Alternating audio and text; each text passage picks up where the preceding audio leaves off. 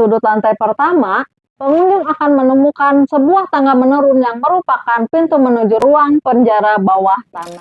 Ada satu hal yang membedakan, kaca jendela di lantai 2 dibuat terbalik. Bangunan didesain menyerupai huruf L ini serta memiliki jumlah jendela dan pintu yang banyak sebagai sistem sirkulasi. Tanpa kanoni Belanda, misteri akan di sumur tua, bahkan hingga bau anyir yang tercium di area bawah tanah Lawang Sewu.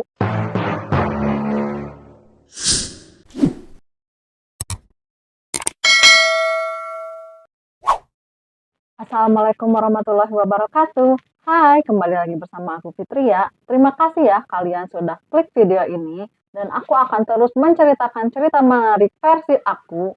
Kali ini aku akan menceritakan tentang sebuah bangunan di kota Semarang yaitu Lawang Sewu. Semoga cerita ini juga menarik ya untuk kalian dan langsung saja kita masuk ke dalam ceritanya. Cekidot!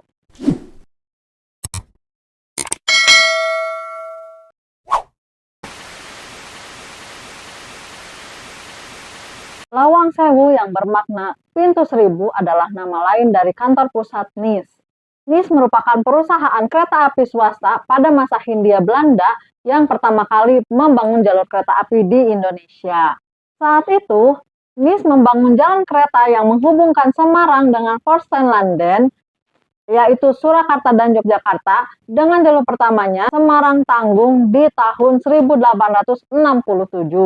Sempat menjadi markas TNI, kini Lawang Sewu menjadi salah satu wisata sejarah di kota Semarang di bawah pengelolaan PT KAI.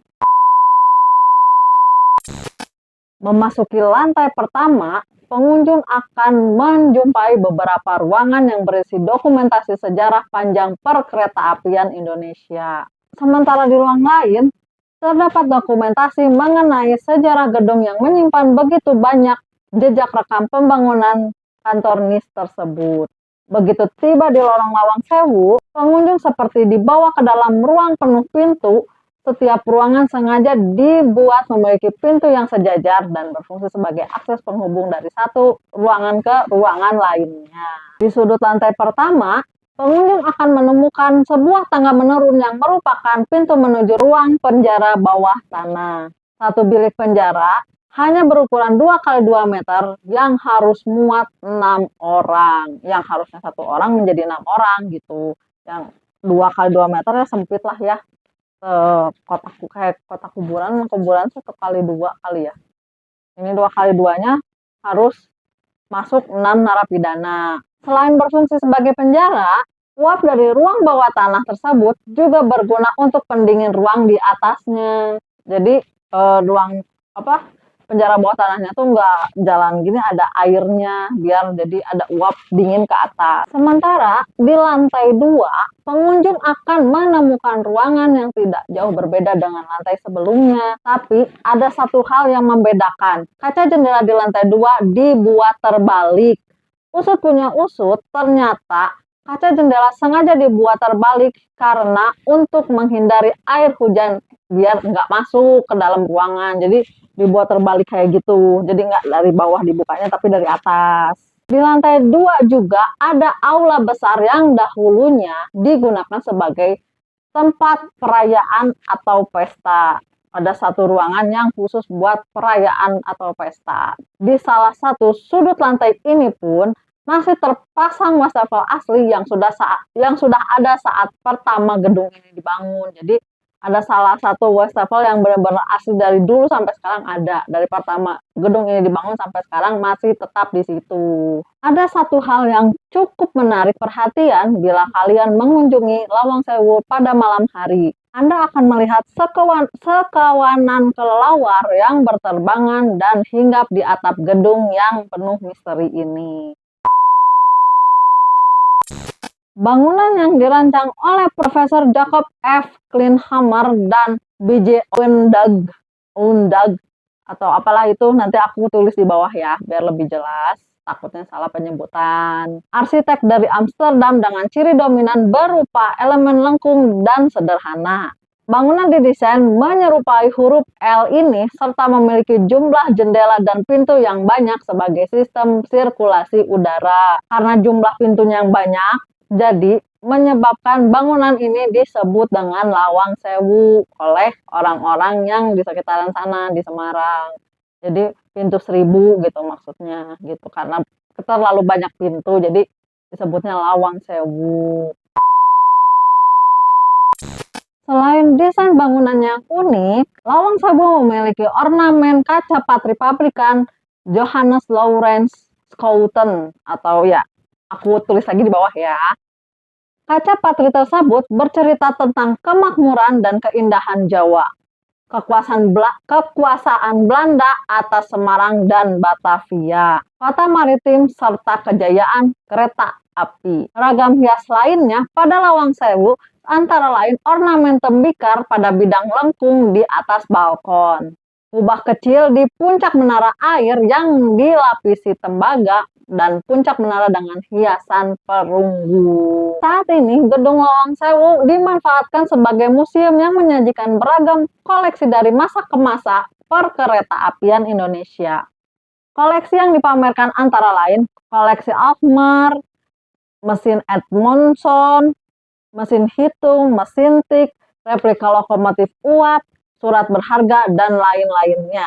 Lawang Sewu menyajikan proses pemugaran Gedung Lawang Sewu yang terdiri dari foto, video, dan material restorasi. Mendekati pintu keluar, terdapat perpustakaan berisikan buku-buku tentang kereta api. Selain menjadi tempat wisata bersejarah, Lawang Sewu juga dapat disewa untuk kegiatan pameran, ruang pertemuan, pemotretan, syuting, pesta pernikahan, festival, bazar, pentas seni, workshop, atau yang lain-lainnya juga. Jadi kalau kalian mau nikah yang tema-temanya unik itu bisa di Lawang Sewu. Gede juga tuh kan ruangannya tuh, bisa sampai 1.000 orang juga masuk kayaknya tuh.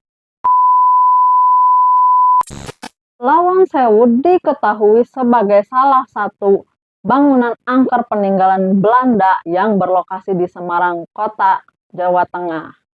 Banyak cerita tentang hantu yang ada di bangunan kuno ini menjadi buah bibir masyarakat di sana. Sudah menjadi rahasia umum. Cerita tentang penampakan noni Belanda, misteri akan di sumur tua, bahkan hingga bau anyir yang tercium di area bawah tanah Lawang Sewu sudah menjadi bahan konsumsi publik, terutama masyarakat Kota Semarang. Misalnya, di Lawang Sewu terdapat penjara bawah tanah yang konon jika datang ke tempat tersebut akan menemukan hal-hal yang membuat jantung berdetak lebih kencang. Berdasarkan cerita-cerita mereka yang ke ruang bawah tanah tersebut akan menemukan sosok bayangan seperti manusia dengan mata hijau menyala dan akan mendekati orang yang datang ke dalam ruang bawah tanah tersebut. Konon katanya di area ini digunakan sebagai penyekapan tahanan dan mereka dibiarkan berdesak-desakan di area sempit hingga tewas. Selain ada bayangan bermata hijau menyala, ketika mendekati penjara bawah tanah ini akan tercium bau aneh seperti bau anyir darah. Bau tersebut erat kaitannya dengan tahanan tewas di dalam penjara karena kehabisan oksigen akibat berdesak-desakan di dalam penjara. Hantu mereka yang tewas bergentayangan di sekitaran Rubana dan bau darahnya menyerba. Karena di dalamnya tuh kan pengap ya, lembab, yang namanya bawah tanah kan pasti seperti itu.